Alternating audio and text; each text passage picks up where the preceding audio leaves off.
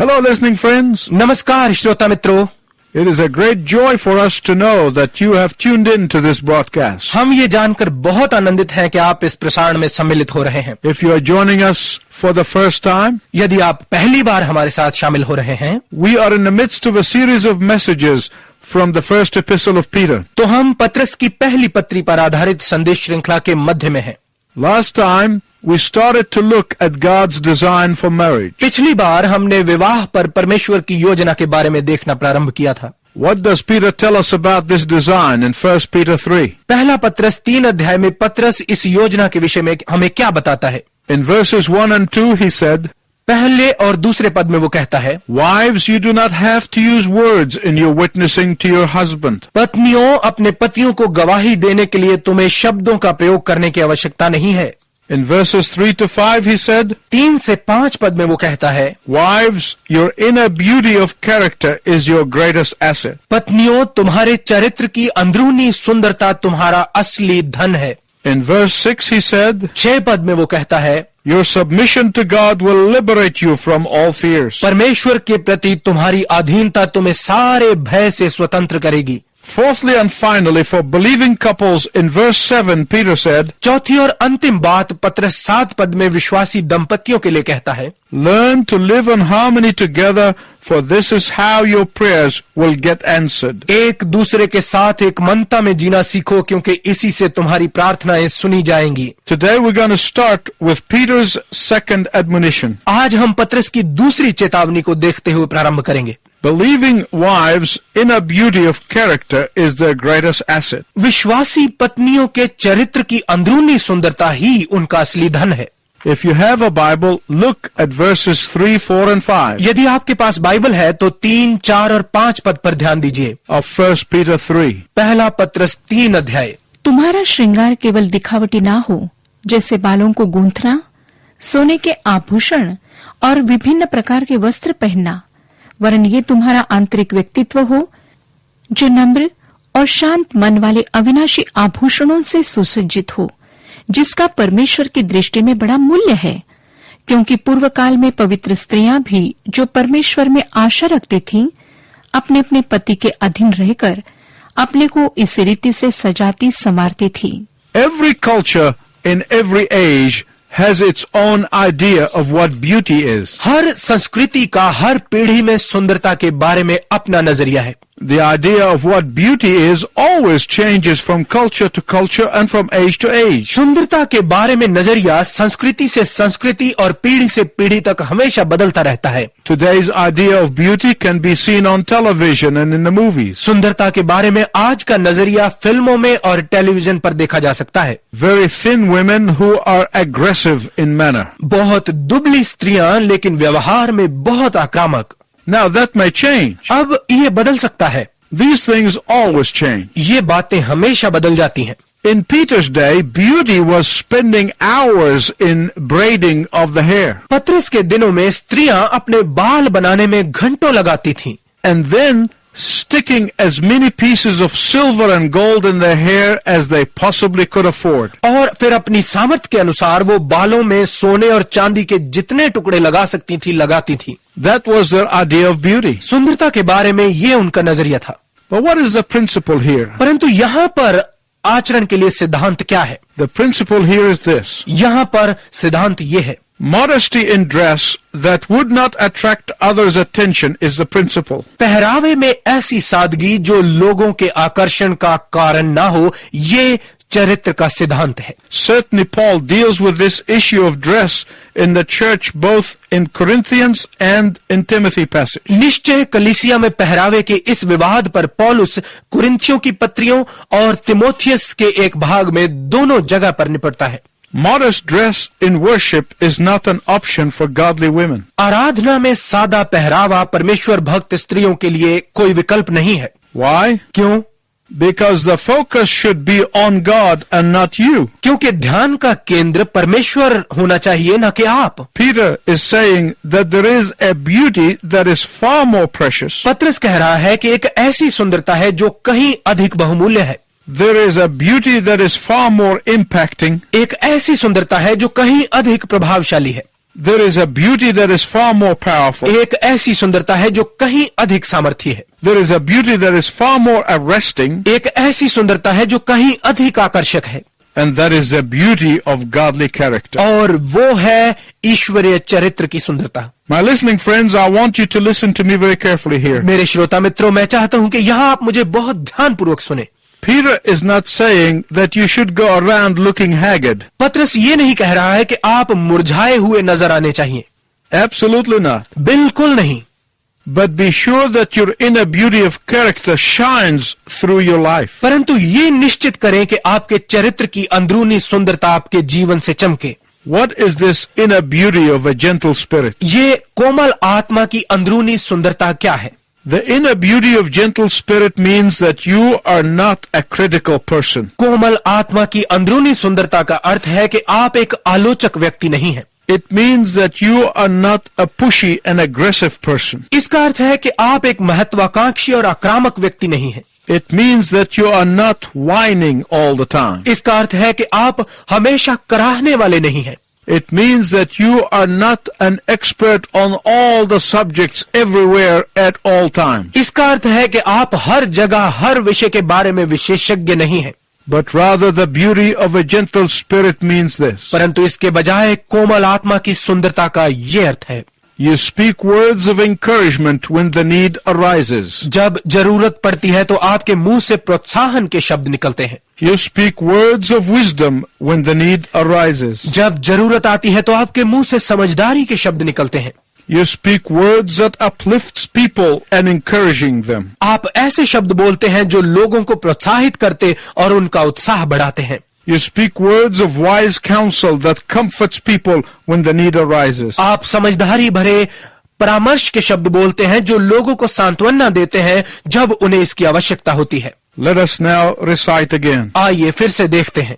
You don't have to use words to witness to your unbelieving spouse. आपको अपने गैर विश्वासी पति या पत्नी को गवाही देने के लिए शब्दों की आवश्यकता न पड़े। Your inner beauty is your greatest asset. आपकी अंदरूनी सुंदरता आपका सबसे बड़ा धन है। Thirdly, तीसरा, in the second part of verse 6, 6 पद के दूसरे भाग में Peter says your submission to God will liberate you from all fears. पतरस कहता है कि परमेश्वर के प्रति तुम्हारी अधीनता तुम्हें सारे भय से स्वतंत्र करेगी। Do you remember from our previous passages? क्या आपको हमारे पिछली बार के अध्ययन किए हुए भाग याद हैं? When Peter told us to be a blessing to the government authority, जब पतरस ने हमें बताया था कि हमें सरकारी प्रबंधन के लिए एक आशीष बनना है and to be a blessing to the workplace, और अपने कार्यस्थल पर आशीष बनना है, at that time I told you there are levels of submission to God. उस समय मैंने आपको बताया था कि परमेश्वर के प्रति हमारी अधीनता के कुछ स्तर हैं। Submission to God comes first and foremost. परमेश्वर की अधीनता प्रमुख और प्रथम है, Then comes submission to others. फिर दूसरों के प्रति हमारी अधीनता आती है। I told you then that when we get to this passage, I would explain it more in detail. तब मैंने आपसे कहा था कि जब हम इस भाग में आएंगे तो मैं इस विषय पर आपको विस्तार पूर्वक बताऊंगा। Here Peter says to the wives that your submission to God is above all other submissions. यहाँ पतरस पत्नियों से कहता है कि परमेश्वर के प्रति तुम्हारी अधीनता बाकी सब अधीनताओं से ऊपर है। That includes your submission to your husband. इसी में तुम्हारे पतियों के प्रति तुम्हारी अधीनता भी आती है। God has to be obeyed first. सबसे पहले परमेश्वर की आज्ञाकारिता की आवश्यकता है। Listen to 1 Peter 3:6. पहला पतरस 3 अध्याय का 6 पद सुनिए। If you do right, then let nothing terrify you. यदि तुम भलाई करो तो किसी बात से भयभीत ना हो। What is Peter saying? पतरस क्या कह रहा है? He is saying to the believing wife in the Roman culture वो रोमन संस्कृति में रहने वाली विश्वासी पत्नियों से कह रहा है and to the believing wives everywhere और उन विश्वासी पत्नियों से भी जो कहीं भी हैं that if you fear God and not your husband, कि यदि तुम अपने पति से अधिक परमेश्वर से डरो you will find joy in ministering to your unbelieving husband. तो तुम अपने गैर विश्वासी पति की सेवा करते हुए आनंद पाओगी। If you place God in his rightful place in your marriage and in your life, यदि आप अपने विवाह संबंध में और जीवन में परमेश्वर को उसका आधिकारिक स्थान दें your unbelieving husband will be a great blessing to you. तो आपका गैर विश्वासी पति आपके लिए एक बड़ी आशीष बन जाएगा। If you honor God and His Word above all else, यदि आप सबसे पहले परमेश्वर और उसके वचन का आदर करें, you will have confidence and inner peace that the world will never understand. तो आप वो आत्मविश्वास और वो आंतरिक शांति प्राप्त करेंगी जो संसार कभी नहीं समझ सकता। In verse 3 is saying that because you fear God, you have nothing else to fear. 3 पद कहता है कि क्योंकि तुम परमेश्वर से डरती हो, इसलिए और कुछ भी तुम्हें भयभीत न करेगा।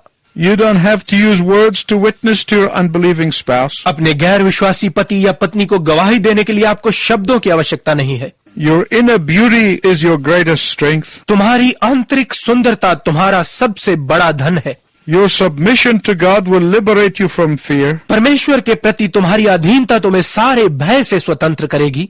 Finally, Peter is saying to the Christian husband, अंत में पतरस मसीही पति से कहता है, you must know everything that is to be known about your wife. अपनी पत्नी के बारे में तुम्हें वो सब जानना चाहिए जो तुम्हें जानना आवश्यक है। I can hear some men saying that's a large order. मैं कुछ पुरुषों को ये कहते हुए सुन सकता हूं कि ये तो बहुत लंबी चौड़ी बात है। You're right. आप ठीक कह रहे हैं। That's what it means to live with her according to knowledge. अपनी पत्नी के साथ बुद्धिमानी के साथ जीवन निर्वाह का यही अर्थ है। I told you Peter gives more responsibility to the Christian husband in one verse than he does to the Christian wife in 6. मैंने आपको बताया था कि जितनी जिम्मेवारियां वो मसीही पत्नी को 6 पदों में देता है, मसीही पति को वो एक ही पद में उससे अधिक देता है। Well, just think about this. खैर जरा इस बारे में सोचिए।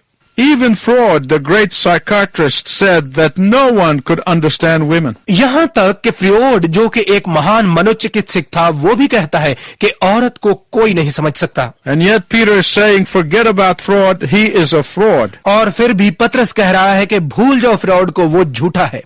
That's not an excuse for the believer, of course. एक विश्वासी के लिए ये बिल्कुल कोई बहाना नहीं है। A man must get to know what brings joy and what brings pain to his wife. एक पुरुष को अवश्य पता होना चाहिए कि उसकी पत्नी को कौन सी बात खुश करती है और कौन सी बात दुखी करती है। You need to know what encourages her and lifts her up and what discourages her. आपको ये जानने की आवश्यकता है कि कौन सी बात उसे प्रोत्साहित करती है और कौन सी उत्साह देती है और कौन सी बात उसे निराश करती है। You need to study her and know what blesses her and what causes her dread. आपको उसे पढ़ने की आवश्यकता है, ये जानने के लिए कि किस बात से उसे आशीष मिलती है और कौन सी बात उसे भयभीत करती है। Peter is saying, live with her according to knowledge. पतरस कह रहा है कि उसके साथ बुद्धिमानी से जीवन निर्वाह करो।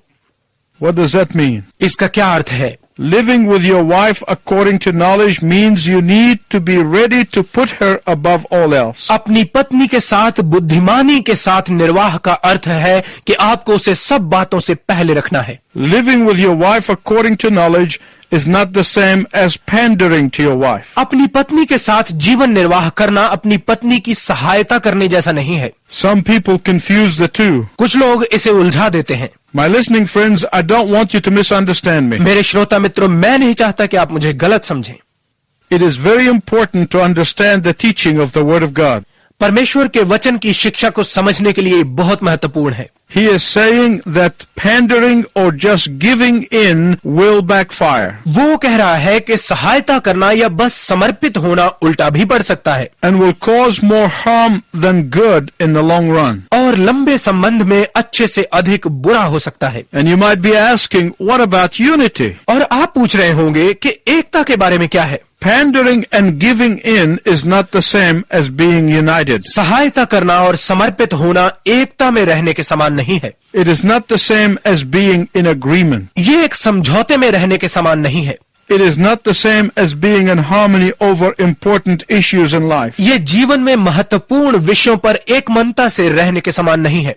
Pandering and giving in does not answer prayer. सहायता करने और समर्पित होने से प्रार्थना का उत्तर नहीं आता। But being united and in harmony and in agreement with one another will. परंतु एक दूसरे के साथ सहमति और एक मनता से एकता में रहने से आता है। Peter does not say pander or give in to your wife so that your prayers might be answered. पतरस ये नहीं कहता कि अपनी पत्नी की सहायता करो और उसको समर्पित रहो ताकि तुम्हारी प्रार्थनाएं सुनी जाए। No. नहीं, But he does say, be in agreement. परंतु वो ये कहता है कि सहमति के साथ रहो, Be united in heart, spirit, and soul. हृदय, प्राण और आत्मा में एक रहो। That will be the secret for God answering your prayers. परमेश्वर के द्वारा आपकी प्रार्थनाओं के उत्तर देने का यही रहस्य होगा। The power of agreement and unity of spirit is an incredible power. सहमति और आत्मा की एकता की शक्ति एक अविश्वसनीय शक्ति है। It is one area that the devil attacks us the most in homes and in churches. यही वो एक क्षेत्र है जहां सबसे अधिक शैतान हमारे घरों और कलीसियाओं में हमला करता है। The devil knows that unity will get your prayers answered and give you power. शैतान जानता है कि एकता से आपकी प्रार्थनाएं सुनी जाएंगी और आपको शक्ति मिल जाएगी। So what does he do? तो वो क्या करता है? He divides homes. वो घरों को विभाजित कर देता है, He divides families. वो परिवारों को अलग कर देता है, He divides husbands and wives. वो पतियों और पत्नियों को अलग कर देता है, He divides church members. वो कलीसिया के सदस्यों को अलग कर देता है। Why? क्यों? Because he knows that this is how to weaken the believers in Jesus Christ. क्योंकि वो जानता है कि यीशु मसीह के विश्वासियों को इसी तरह से कमजोर किया जा सकता है। Well, someone might be saying, what do you do if you can't agree? खैर, कोई ऐसा भी सोच रहा होगा कि यदि आप सहमत ना हो पाए तो आप क्या करें? Wait until you do. तो जब तक ऐसा ना हो आप प्रतीक्षा करें। If you genuinely want the will of God in your lives, यदि आप अपने जीवनों में परमेश्वर की इच्छा गंभीरता के साथ चाहते हैं then God will change hearts. तो परमेश्वर हृदयों को बदल देगा। If you have never experienced unity in your marriage before, यदि आपने अपने विवाहित संबंध में पहले कभी एकता का अनुभव नहीं किया है begin today. तो आज ही प्रारंभ कीजिए। Both of you begin to pray together. आप दोनों एक साथ प्रार्थना करना शुरू कीजिए। Be united before God in prayer. परमेश्वर के सामने प्रार्थना में एकता में बने And He promised to answer your prayer. और उसने आपकी प्रार्थनाओं का उत्तर देने का वादा किया है। And I look forward to hearing from you of how God is answering your prayers. और मुझे आपसे सुनने की प्रतीक्षा रहेगी कि परमेश्वर कैसे आपकी प्रार्थनाओं का उत्तर दे रहा है। Until next time, I wish you God's richest blessing. अगले समय तक मैं आपके लिए परमेश्वर की उत्तम आशीषों की कामना करता हूँ।